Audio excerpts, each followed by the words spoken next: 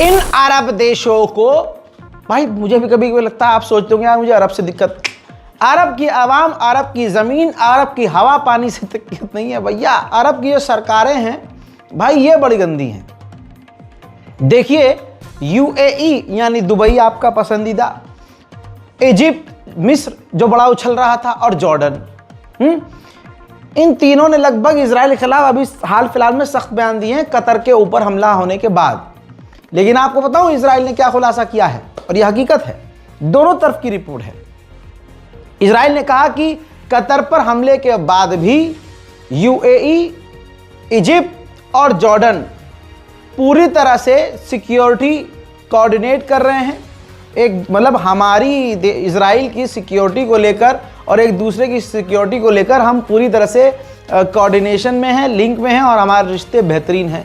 UAE का बयान मैंने आपको कल ही बता दिया। यूएई कहने लगा है, तो कह दिया है कि अगर फिलिस्तीन के वेस्ट बैंक पर अगर इजराइल ने कब्जा कर लिया तो हम रिश्ते नहीं तोड़ेंगे, बस रिश्ते कम कर देंगे। मिडिल ईस्ट में होने वाला तो बहुत कुछ है, या तो ईरान पर खतरनाक हमला होगा या पूरे गाजा पर कब्जा कर लिया जाएगा, क्योंकि अमेरिका ने ऐलान किया है $6 बिलियन भैया, $6 बिलियन के हथियार इजराइल को दिए जाएंगे, अप्रूव कर दिया गया है, जिसमें भाई 30 अपाचे हेलीकॉप्टर, रिपोर्ट आपके सामने है, और इसके अलावा आर्म व्हीकल्स $1.9 बिलियन के, 3250 असॉल्ट व्हीकल आर्मी के लिए। किसकी आर्मी के लिए? इजराइल की आर्मी के लिए। और क्यों? उसमें नेतन्याहू की बारात थोड़ी ना जानी है, दूसरे देशों पर कब्जा करना है। यह अरब देशों को सोचना चाहिए कि अमेरिका इजराइल को फंड कर रहा है, हथियारों से डायरेक्ट पाट रहा है। सिर्फ ईरान के लिए इजराइल खतरा नहीं, तमाम अरब देशों के लिए है। पत्रकार ने डोनाल्ड ट्रंप से कहा कि यूएन कह रहा है कि गाजा के अंदर इजराइल जेनोसाइड कर रहा है, तो डोनाल्ड ट्रंप ने जवाब दिया कि 7 अक्टूबर को जो हुआ वो सबसे बड़ा जेनोसाइड था। Well, I haven't seen that. I'm looking at it, but did anybody commit genocide on October 7th? What do you think about that? That was genocide at the highest level. Yemen के अंदर Israel ने जो आतंकवादी हमला किया उसकी तस्वीर सामने आ चुकी है। ये वो 30 से 32 पत्रकार हैं, जी हां 32 पत्रकार, जिनका आतंकवाद से कोई लेना देना नहीं था। इजराइल ने 32 पत्रकारों को एक झटके में मार दिया है। जो दुनिया, जो देश इन तमाम मंजर को देखकर खामोश हैं, तो हम देखेंगे आने वाले समय में कि उनके ऊपर जब इजराइल यही जुल्म करेगा तो दूसरी जो कंट्रीज हैं जो ये सब झेल रही हैं ना, वो चुपचाप देखेंगी और तालियां बजाएंगी। बात करें गाजा के हालात की तो तस्वीर देखिए, मैं तो तस्वीर से साबित करता हूं। ये देखिए, पास्ता जमीन पर गिर गया, बटा हुआ पास्ता जो बड़ी मुश्किल से बच्चे ने पाया था, वो पास्ता जमीन पर गिर गया। पास्ते के एक दाने को गाजा का एक छोटा सा बच्चा समेट रहा है। आप आराम से खाना खाइए, बिरयानी खाइए, नहारी खाइए, घूमिए फिरिए, क्या कह सकते।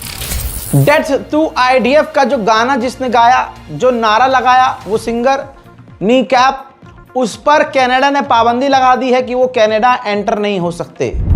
जर्मनी ने बैन कर दिया है फिलिस्तीन अथॉरिटी को पैसा देने से। कह दिया है कि वेस्ट बैंक में इजराइल के खिलाफ इसका इस्तेमाल, हमारे पैसे का इस्तेमाल फिलिस्तीन की अथॉरिटी करती है। मतलब अंधेर नगरी चौपट राजा है दोस्तों। इस साल मार्च से अब तक का ये रिकॉर्ड सामने आया है कि इजराइल ने अगर 16 लोगों को मारा है तो उनमें से 15 सिविलियंस हैं।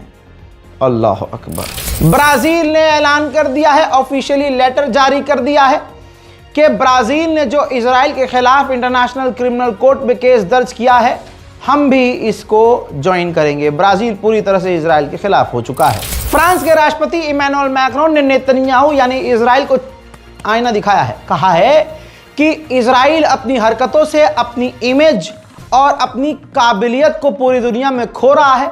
ये सिर्फ मैं नहीं कह रहा हूं, अब पब्लिक ओपिनियन है। पब्लिक के बीच, जनता के बीच इजराइल नंगा हो गया है। जो अरब देश हिजड़ों की तरह खामोश हैं, उन्हें इस इमैनुअल मैक्रोन जो खुद एक टाइम के लिए इस्लामोफोबिक है, इससे ही सीख ले। फ्रांस के राष्ट्रपति इमैनुअल मैक्रोन ने कहा कि फिलिस्तीन के वेस्ट बैंक पर कब्जा ये रेड लाइन है। वेस्ट बैंक रेड लाइन है। एक और यूरोपियन देश पुर्तगाल ने ऐलान किया है कि हम आने वाले संडे को फिलिस्तीन को मान्यता देंगे। सिर्फ यही नहीं, हैरत वाली बात यह है कि 9000 इजरायलियों ने ही पिटीशन साइन करके गवर्नमेंट को दे दी है कि फिलिस्तीन को मान्यता दे दी जाए और यह जंग खत्म की जाए। इजराइल का जो खात्मा होगा इंशाअल्लाह जल्द होगा और अचानक से होगा। देखिएगा कैसे इजराइल के अंदर के हालात खराब हैं। 100 से ज्यादा यहूदी जो इजराइल में रहते हैं, तस्वीर देख लीजिए, वो गाजा की तरफ तेजी से आगे बढ़ रहे हैं। जो फ्लोटिला काफिला गजा की तरफ आ रहा है, 100 इजरायली यहूदी उस काफिले को सपोर्ट करने के लिए गाजा की तरफ बढ़ रहे हैं। इजराइल के या तो समर्थक मिलेंगे जो दुनिया में गाली खा रहे होंगे, और अगर फिलिस्तीन के सबसे बड़े समर्थक मिलेंगे वो मुसलमान नहीं मिलेंगे। ये कड़वा सच है मुसलमानों, मेरे बड़ों मुझे माफ कर दीजिएगा। नेदरलैंड की पार्लियामेंट मेंबर जब अपनी पार्लियामेंट में पहुंची तो फिलिस्तीन का झंडा पहनकर पहुंची। उन्होंने पूरा ड्रेस बनवा रखा था और जब उन्होंने बयान देना शुरू किया, स्पीच देना शुरू किया, तो दूसरे जो मेंबर हैं वो बुरी तरह से भड़क गए। इतना भड़क गए कि उन्होंने कहा कि इसे बदल के आओ। मज़ेदार बात यह है कि जब वो बदल के आई हैं तो उन्होंने वाटरमेलन का जो है ऊपर टॉप पहना था, शर्ट पहना हुआ था, और जो वाटरमेलन है, जो तरबूज इस्तेमाल किया जाता है, वो फिलिस्तीन के लिए इस्तेमाल होता है। तो इस चीज़ से समझिए, अगर किसी को सपोर्ट करना हो तो हर हाल में किस किस तरह से सपोर्ट किया जा सकता है। वहीं नेतन्याहू अमेरिका आने वाला है। अब ये बात जब अमेरिका में रहने वाले यहूदियों को पता चलती है तो वहां अमेरिकी यहूदी अपने ही देश के प्रधानमंत्री के खिलाफ, जो कि वॉर क्रिमिनल है, उसके खिलाफ सड़कों पर खतरनाक प्रदर्शन कर रहे हैं। वहीं सीरिया की गवर्नमेंट अमेरिका के साथ पूरी तरह से हाथ मिला चुकी है। सीरिया के विदेश मंत्री अमेरिका में अपनी एम्बेसी में पहुंचे और वहां उन्होंने सीरिया का झंडा लहरा दिया है। ये शख्स आपको जो नज़र आ रहा है अमेरिकी खतरनाक सिक्योरिटी के साथ, ये सीरिया के विदेश मंत्री है जिन्होंने अब अमेरिका के अंदर अपनी एम्बेसी खोल ली है और वहां सीरिया का झंडा लहरा दिया है। ये तस्वीर ऐतिहासिक बताई जा रही है। इजरायली मीडिया का दावा यह है कि कुछ ही दिनों में इजराइल और जोलानी यानी सीरिया की गवर्नमेंट डील कर सकती है, एग्रीमेंट कर सकती है। हिजबुल्लाह के चीफ ने अब सऊदी अरब को कहा है कि नया रास्ता खोलिए, नया पेज खोलिए और हमसे बातचीत कीजिए। इराक भी यानी इराक की गवर्नमेंट भी पूरी तरह से अमेरिका की गुलाम बन चुकी है। आसान भाषा में समझिए, गैस इंपोर्ट करना था इराक को तुर्कमेनिस्तान से, लेकिन बीच में ईरान पड़ता, पाइपलाइन ईरान से होती हुई गुजरती, तो अमेरिका ने इराक से मना कर दिया कि नहीं, तुर्कमेनिस्तान से ईरान के रास्ते आप गैस नहीं लेंगे। तो फिर इराक भी मान गया, ठीक है पापा, अब हम नहीं लेंगे तुर्कमेनिस्तान से गैस, जैसे आपने बोल दिया हम वैसे ही करेंगे। जर्मनी की सरकार नंगी होकर इजराइल के साथ है, लेकिन जनता पूरी तरह से इजराइल के खिलाफ है। जर्मनी के अंदर जो फुटबॉल प्लेयर्स और जो लवर्स हैं वो सड़क पर उतरकर इजराइल के खिलाफ प्रदर्शन कर रहे हैं। मुलाहिजा फरमाइए।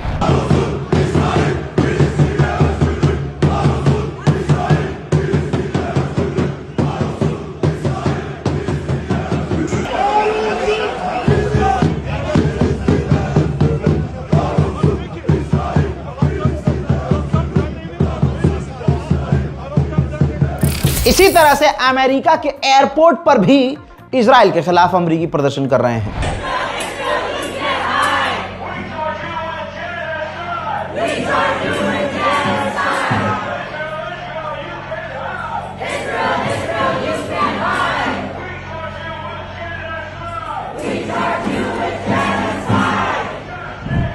उधर स्पेन का भी यही हाल है। फिलिस्तीन के समर्थन में स्पेन में सैलाब है।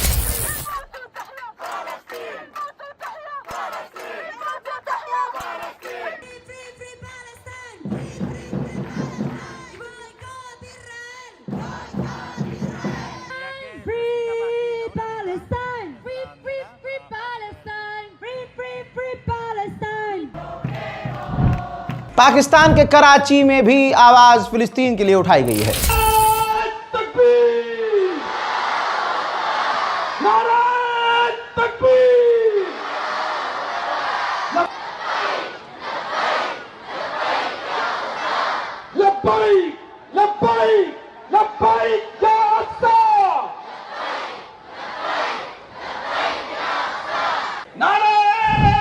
इसी तरह से इटली का भी हाल, इटली के भी लोग फिलिस्तीन के समर्थन में सड़कों पर हैं।